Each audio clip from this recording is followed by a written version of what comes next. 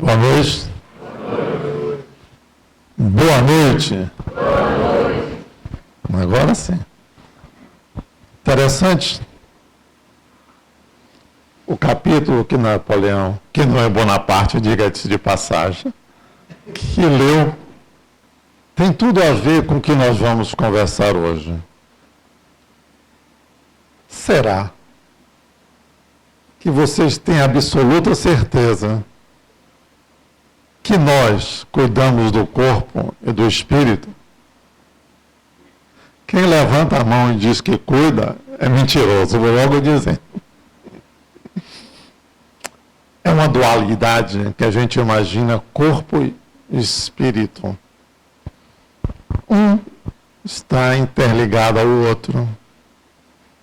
Mas nós vivemos em mundos, ou seja, em um planeta condicionado a receber a vida humana.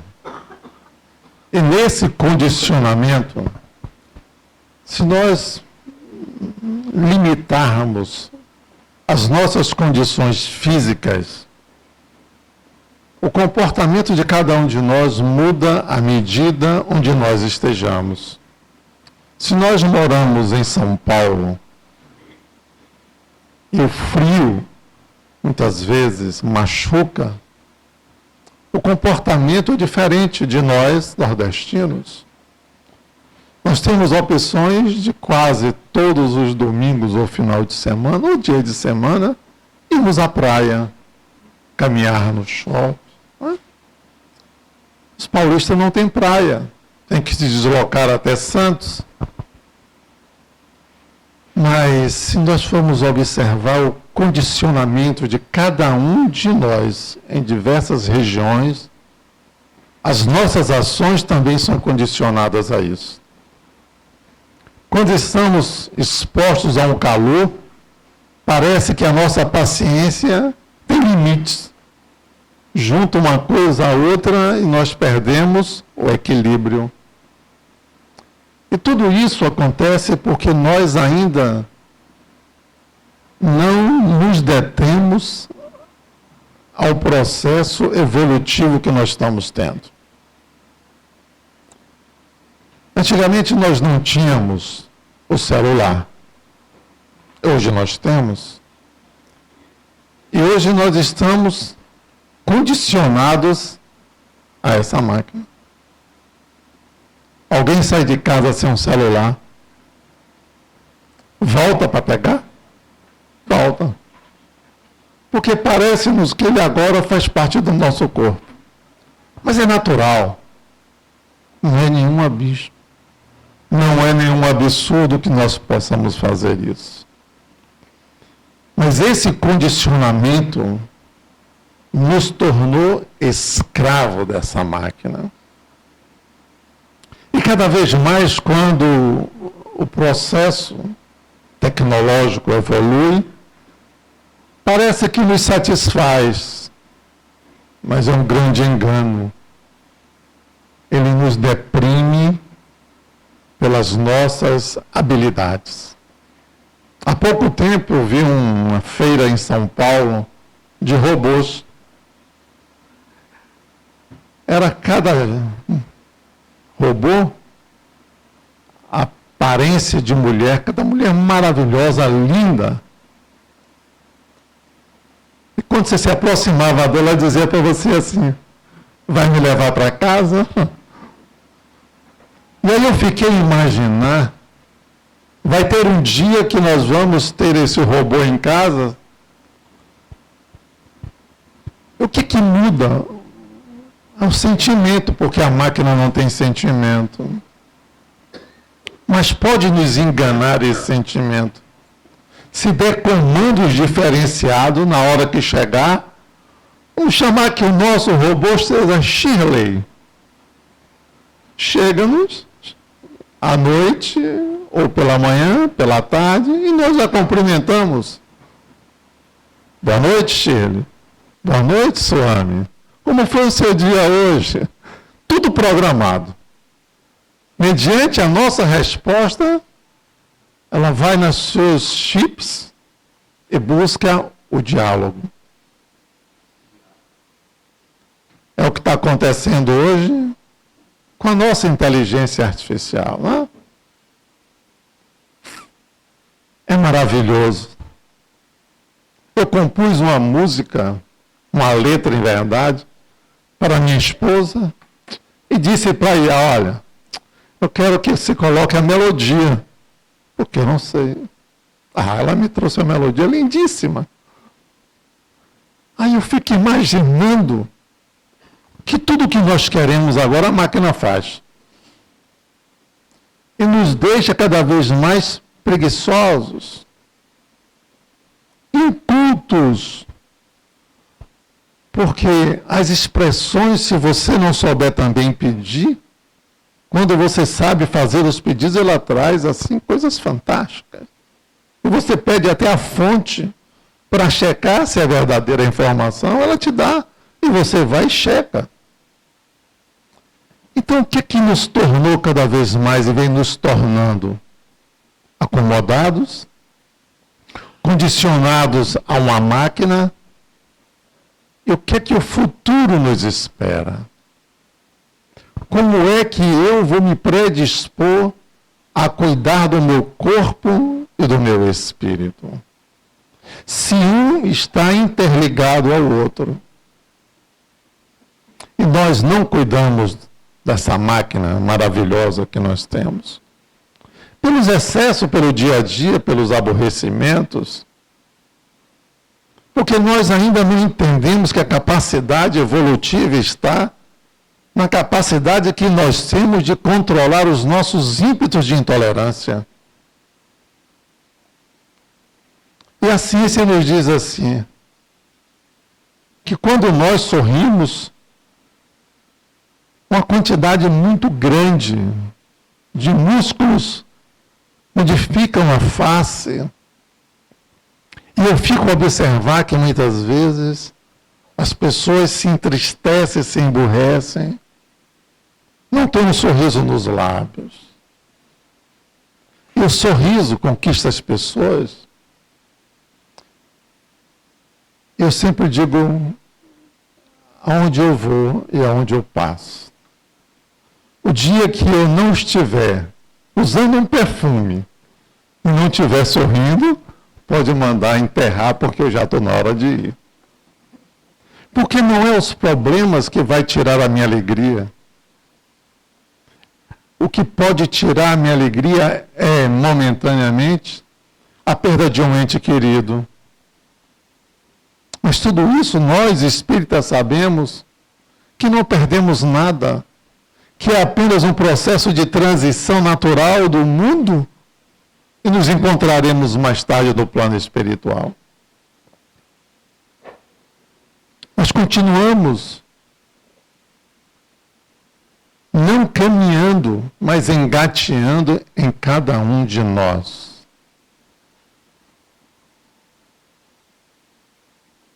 Será que você se lembra do primeiro pensamento que você teve quando sentou aqui? Lembra da última palavra que leu?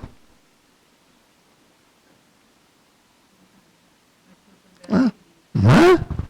Você sabe por que isso, gente?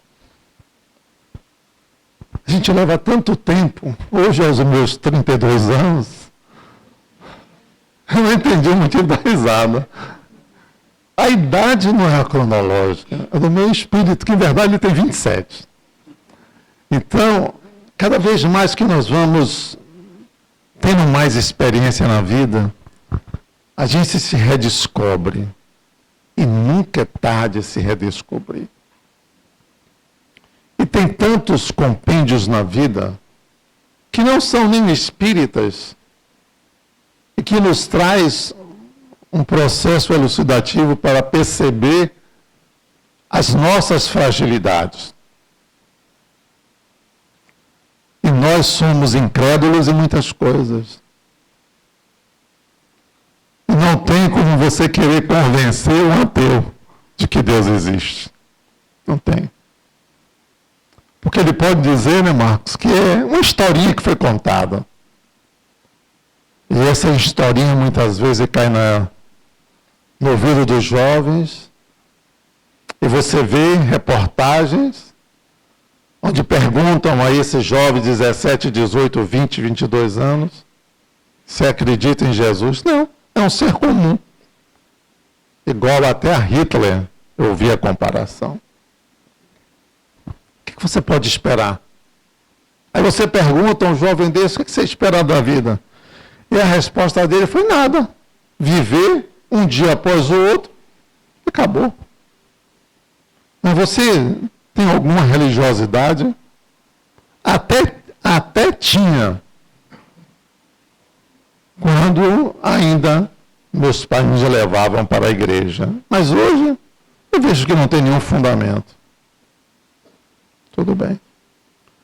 Pegam alunos do 4º ano de medicina. Qual a enzima que existe no estômago, no fígado? O cara não sabe dizer. 4º ano de medicina. Vocês já perceberam que tipo, toda regra tem exceção, mas que tipo de médico, de engenheiros, a faculdade está oferecendo à sociedade? Quantos de vocês, de nós, eu já tive essa experiência, que vai ao consultório, primeira pergunta de classe dos médicos é: o que é que lhe traz aqui? Ah, eu estou com problema, estou com taquicardia, eu estou com a dor no estômago. Não tem problema nenhum. Nem lhe ausculta. E muitas vezes nem te olha nos olhos. Pega o bloquinho, em menos de 10 minutos é a consulta. Faça esses exames aqui e volte. Será se ele auscultar, será que não percebe que você está com uma pneumonia? Será que quando você baixa aqui não vê que você pode estar com falta, você está com anemia? Mas isso, volto a dizer, toda regra tem exceção. E aí você fica à mercê de exames para detectar aquilo que você tem. Porque eles e nós não sabemos valorizar o corpo e o espírito. Todos nós, em nossas profissões, não interessa qual seja, nós temos que exercê-la com amor. Se não tiver amor, não vai funcionar. Aí nós estamos condicionados ao recurso financeiro. E a máquina só funciona dessa forma? Não. Porque muitas vezes nós deixamos de ser sábios para sermos inteligentes. Existe uma grande diferença entre os dois. Inteligência nós adquirimos em qualquer época, tempo da nossa existência. Mas sabedoria não. Sabedoria é as experiências. A sapiência vem da capacidade cognitiva que nós temos de entender a nós próprios. Nós somos uma máquina complicadíssima. Mas vocês sabem por quê? Quando eu digo que eu me redescubro e eu faço do meu corpo um laboratório, há muitos anos, em 1998, eu ganhei um livro de presente. O livro se chama O Poder do Agora. Nunca li. Aí um dia o livro cai da estante. E eu peguei o livro. Desde 1998 que eu perdi a oportunidade de entender o que eu vou revelar para vocês. É simples. Nós vivemos muito mais em duas situações, no passado e no futuro. Ambos não existem. O passado já existiu. O futuro é o que você tem ontem e projeta para resolver amanhã. Mas o agora vocês se perceberem a respiração que vocês estão tendo agora. É vocês tocarem-se. É vocês perceberem exatamente o momento de você estar presente. Eu sou o eu sou. Observe que todos nós, quando adentramos aos nossos carros, ou puxa o cinto de segurança, coloca, toca no botão, ou liga a chave e vai embora. É natural. Todos nós fazemos isso. Eu aprendi diferente agora. Eu entro, eu abro a porta do carro, eu entro, eu sinto que eu estou sentado ali, passo a mão no volante, vejo o painel, observo ao meu redor, vejo as pessoas transeuntes. Muitas vezes nós não enxergamos os invisíveis. E comecei a perceber que existe um comportamento em nós que é muito fácil de descobrir. Eu também não havia descoberto isso. A mente. Por que o nome dela é mente? Porque ela é mentirosa. Você percebeu que a mente nos leva para onde? Para nos proteger. Ela vai buscar situações do passado para que a gente resolva quando? O futuro. E nós podemos estar presentes, corpo físico, e não através do pensamento. Podemos estar muito preocupados com algo que está nos atormentando e não conseguimos manter a concentração em nós. E aí nós divagamos. Mas quando nós prestamos sentido à nossa respiração, e vocês podem fazer o teste, você bloqueia a mente. E aí vem algo que a gente não percebe. Projeta-se a consciência. E a consciência nos traz o que nós precisamos saber.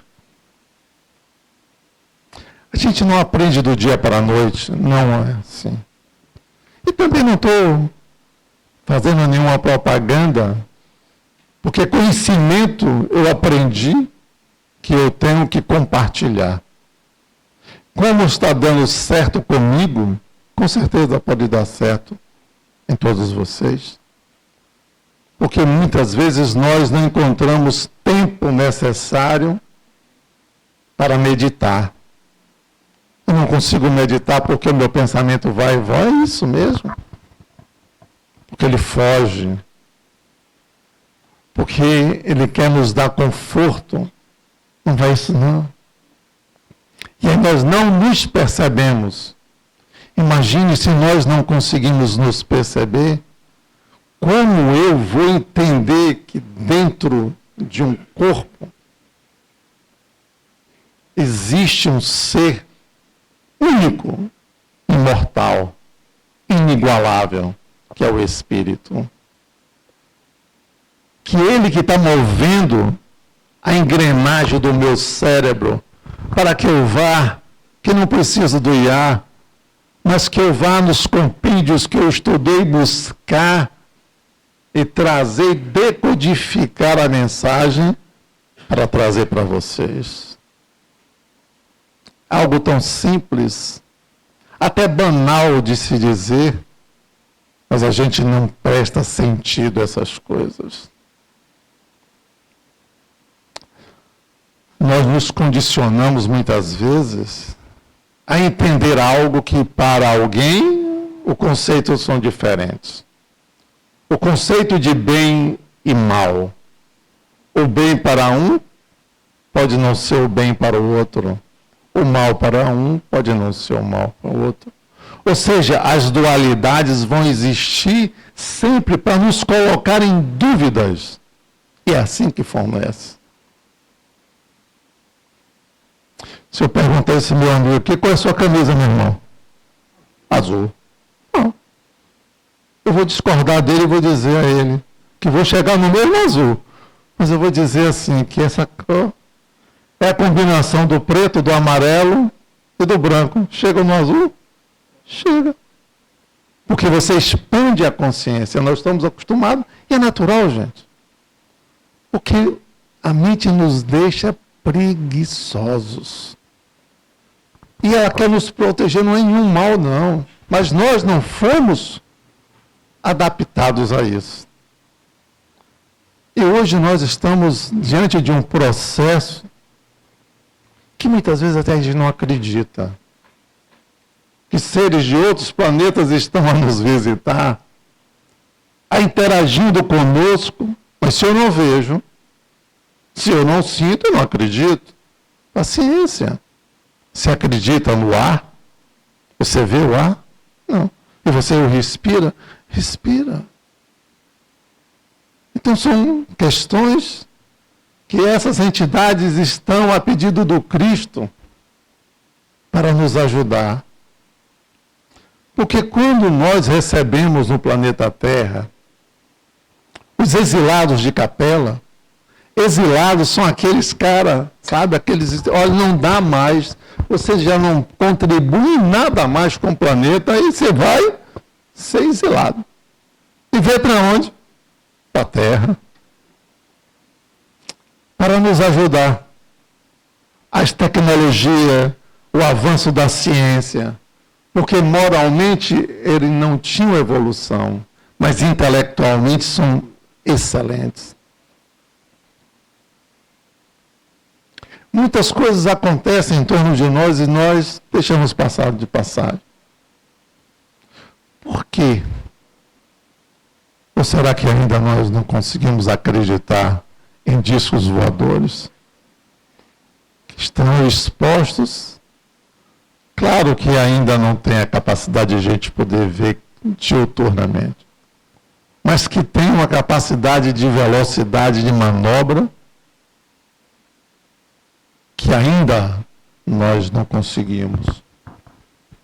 E segundo estudiosos físicos, que trabalham com a química e com a física quântica, é um processo de neutralização da interferência da gravidade. Se nós formos imaginar, não é tão difícil de entender. Os trem bala, eles andam numa camada de magnetismo que não toca os trilhos. Imprime uma velocidade fantástica. Tão distantes. Só James Bond, antigamente, era capaz de ter um celular e que o carro era pilotado através de um controle remoto. Você vai para a China, você vai para os Estados Unidos, você vai para o Japão, você pede Uber. Vem o Uber para você. O Uber fala teu nome. Boa noite, Swami. Estou à sua disposição. Abre a porta. Eu entro. Olho para o banco do motorista. Não tem ninguém. Você cria logo uma insegurança. Ele fecha a porta e te conduz aonde quer. Com controle efetivo e perfeito nas sinaleiras, no desenvolvimento da velocidade. Não é imprudente como nós somos, mas não tem ninguém pilotando.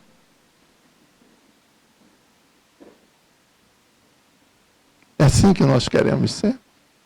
Que os outros façam por nós aquilo que nós sabemos fazer? É evolução. E nos tornamos cada vez mais impotentes. Antigamente, eu tive um Fuscão 1500. Eu desarmava o motor, armava, tinha vazamento, eu tirava tudo. Hoje, nenhum carro a gente consegue mais fazer isso. Todos eletrônicos. Se mexer, dá pane. Tem que levar na concessionária, para o cara botar o aparelhinho para identificar no coração do carro onde está o problema.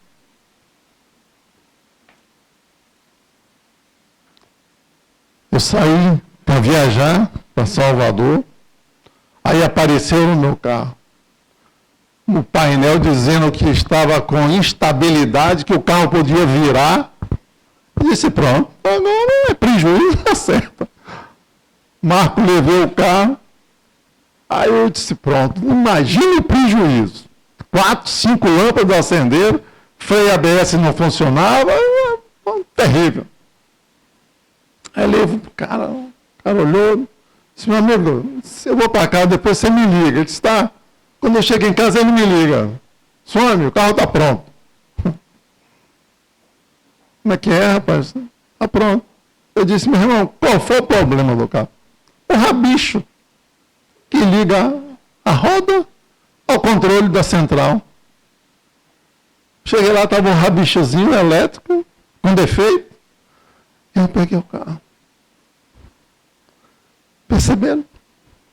Que a gente fica hoje na mão e não é todo mecânico que sabe mexer. A única coisa que a gente pode fazer sem medo, né, é trocar a roda. Trocar o pneu quando for, aí está tudo certo. Mais nada. Então vejam como nós estamos cada vez condicionados e dependentes das máquinas. Então significa que isso é ruim? Não. O que nós não podemos perder é a nossa identidade como indivíduos, como seres humanos. Por que que ao invés de eu pegar um livro, ler, eu tenho que pedir um resumo para a IA me trazer? Ela vai me trazer simplesmente. O que lhe dá conteúdo em uma grafia, em você saber escrever, não é a faculdade, é a leitura que você faz. Imagina se um advogado que fosse fazer uma petição não soubesse escrever e pedisse a IA. Seria terrível, né? Já está aí, meu amigo já está dizendo, já está acontecendo. Aí você pega os jovens, dá um celular para ele lhe dá 1000 a 0 em saber todas as funções que você não sabe. Aí vem um garotinho lá e diz, tio, seu celular está sobrecarregado. Mas tem um aplicativo aqui que a gente faz isso e isso. Não, mexa não. Deixa ele carregado assim mesmo. Não, mas é rápido, tio. Não, pode deixar. Faça no sua tia. Aí foi lá no estudo. Aí eu disse, vem cá, moleque. Você está com quantos anos mesmo? 12. Ah, beleza. Senta aqui. Faz uma carta para mim me pedindo emprego. Ah, nenhuma, tio. Meu amigo. Que vergonha. A maioria das palavras, TB, N, com tio em cima. Tipo, vem cá, meu compadre. O que é isso aqui ele fez? Lê para mim aqui. Aí começou, onde é que você está vendo você aqui? VC. Sim, também, TD. Depende do contexto. Ah, contexto? Você sabe o que é contexto? Aí você vai se aprofundando, não sabe tempos verbais, não sabe nada. Agora me diga, tio, para que eu vou precisar disso? Eu vou ser um engenheiro. Eu digo, vai ser. Como minha sogra dizia, tu vai ser engenheiro das obras prontas. Porque imagina tu fazendo um cálculo e errando uma palavra lá que tem que botar. Tá? Na composição de um concreto. Imagine só. É isso que nós estamos vivendo, gente. É esse condicionamento. Nós estamos condicionados a tantas coisas boas. Não digo aos senhores que eu não uso, eu uso, claro que eu uso. Agora que eu procuro evitar, que eu procuro estudar, sim. Não tenho o hábito de emprestar os meus livros, porque, não por egoísmo, não. Porque meus livros são todos riscados com apontamentos, ligando a obras Porque não admito que uma pessoa pegue uma obra que tenha lá falando sobre nosso lar e que vai buscar no IA o que é nosso lar. Então, como eu estudo dessa forma, então eu me reservo o direito de não emprestar. Sou capaz até de comprar um igual e dar.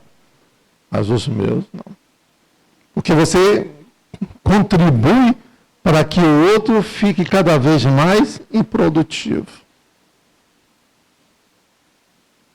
Quantas vezes hoje a gente vê nas entrevistas a área de recursos humanos, nós vimos no curso aqui, do CBE, uma colega que trabalha na área de recursos humanos ficou estarrecida porque é difícil você entender. Você não tem a capacidade de dizer o que você sabe fazer. Eu entendo disso. Tudo pela metade. Nós tínhamos o hábito, né, no passado, de poder adentrar as escolas, cantar o hino nacional e saber tabuada. Eu acho que ninguém mais sabe o que é isso, né? Tabuada. Perguntava de 1 a 9, cada multiplicação, divisão.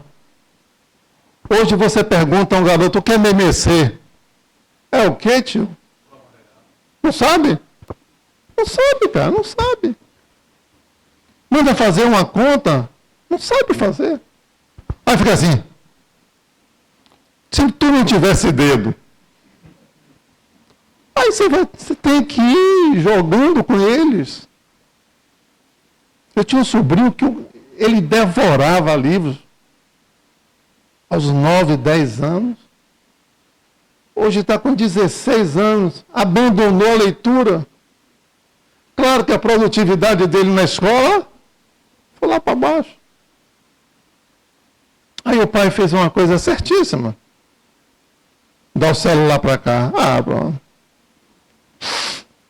Minha namorada vai ligar. Problema seu. Não tem nem mais orelhão, pai. Problema seu. Pai, gente, tem que criar. Tem que educar. Escola traz conhecimento. Se você não fizer isso agora, não vai dar mais tempo de fazer amanhã, não, gente. Por isso que esse condicionamento que nós estamos vendo nos jovens é triste para nós que não tivemos esse tipo de vida. E não pense vocês que é muito distante. Não, é uma questão de 10 anos que deu o pum, aí esse pum de evolução das coisas. Antigamente se utilizava era aquele celular tijolão, hoje cada vez menor. Aí já lançaram agora aí um moço para assim, tio, eu quero de Natal, o senhor vai me dar um celular.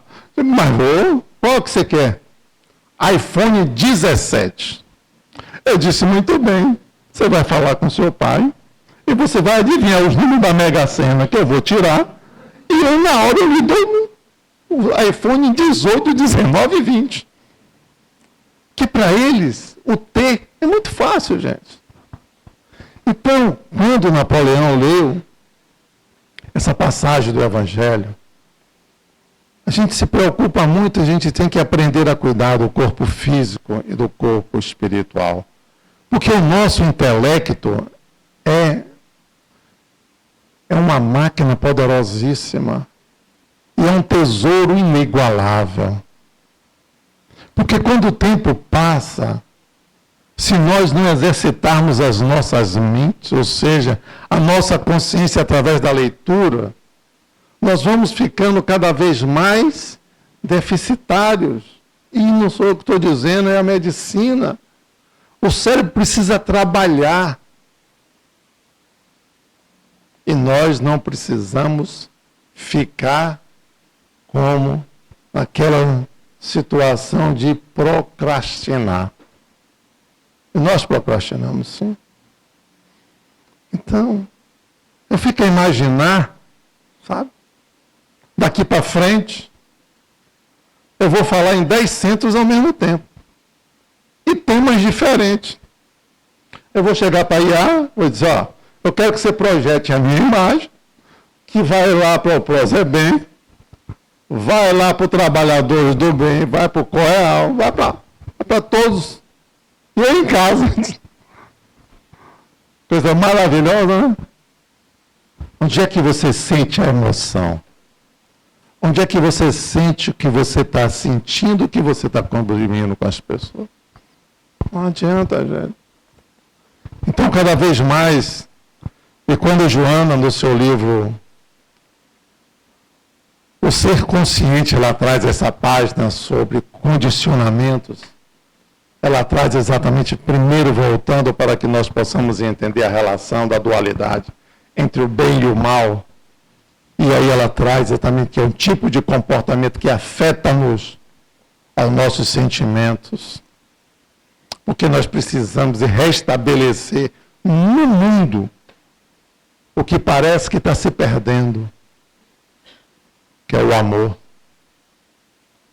Às vezes, a gente imagina que amar é um sentimento comum, mas não é. Amar é um sentimento nobre, gente.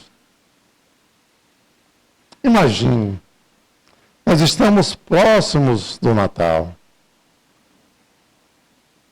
E comemora-se o aniversário do nascimento de Jesus.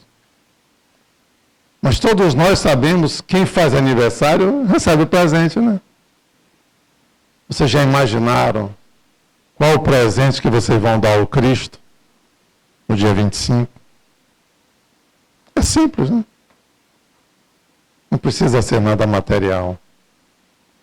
Precisa apenas ser um punhadinho. 5% ou 1% para o ano de 2026 em transformação. Transformar-se, modificar-se. Entender que você estar presente é você valorizar esse eu interior que é o seu espírito. Que a gente muitas vezes não dá importância porque é no dia a dia. Mas é quando a gente respira e vê que nós somos uma máquina perfeita. A gente não contou quantas vezes nós respiramos. Quantas libras, podemos dizer assim, de oxigênio nós aferimos. Não. Quantas vezes o nosso coração bateu. Porque muitas vezes a gente diz que o órgão do sentimento é o coração. Não é. O órgão do sentimento é a consciência. Só que ela reflete a pulsação para o coração. Que é a forma pela qual a gente demonstra, através da face, através da respiração, tá? E do desconforto. É tão bom a gente amar. É tão bom a gente encontrar alguém que estava viajando e que passou um bom tempo distante de nós, e nós nos preparamos para ir ávidos ao aeroporto para recebê-lo. É um pai, é uma mãe, é um irmão, é um namorado, é uma namorada, quem quer que seja. Eu fico imaginando que a gente tem um grande projeto da vida, que é nós continuarmos a nos entender, a nos olhar no espelho como seres humanos e indivíduos, que somos capazes de despertar a qualquer momento, mas que, quando nós semearmos, ela é opcional, mas a colheita que cada um de nós fizermos, ela não é optativa, ela é obrigatória. Então, lembrem-se. Então, dia 25, se vão fazer a lista para o dia 31, façam. Mas coloquem algo de vocês, para vocês, que vem incomodando, e a gente não consegue enganar a si próprio. Nós sabemos se nós somos bons ou somos não tão bons. Nós reconhecemos em nós as nossas fraquezas, as nossas virtudes. Mas a mente nos engana tanto que ela impede que nós possamos dizer abertamente as nossas virtudes. Eu sou bom, eu sei sorrir, eu sei amar. Medo, porque a mente bloqueia para você não ter a opção de você se expor. Imagine se você fez alguma coisa a outra, hein? E você vai dizer que você perdoa, e você não perdoa, sua consciência não vai lhe permitir. Então é isso que acontece conosco. É esse condicionamento que a gente fala. É esse condicionamento que Joana nos convida à reflexão. De entender que nós somos seres maravilhosos, perfeitos. E essa perfeição vem do Criador. Amem-se. Ame ao próximo também. Não só ao próximo que está próximo da gente, mas aqueles também que nós não conseguimos enxergar, os invisíveis. Aqueles que estão nas sarjetas, aqueles que estão embaixo dos viadutos. Orem. Vocês não sabem a capacidade que é uma prece. A prece salva vidas. A prece nos livra de poder invadir em nossa consciência as tentações. Os nossos amigos espirituais, os nossos mentores, estão sempre conosco. E nós somos riquíssimos, gente. Porque nunca estamos a sós. Podemos até não enxergar. Mas eu tenho uma absoluta certeza que quando eu me posto em qualquer lugar, eu tenho na minha companhia um espírito que me ajuda, que me intui, que traz para mim a decodificação de tudo aquilo que eu estudei, para que eu possa ter equilíbrio, para que eu possa transmitir de uma forma tranquila, sem imposições, sem cobrança, apenas com discernimento para que vocês entendam que cada um dos senhores que aqui estão são os únicos responsáveis para que um dia possam habitar ou não em um planeta de regeneração.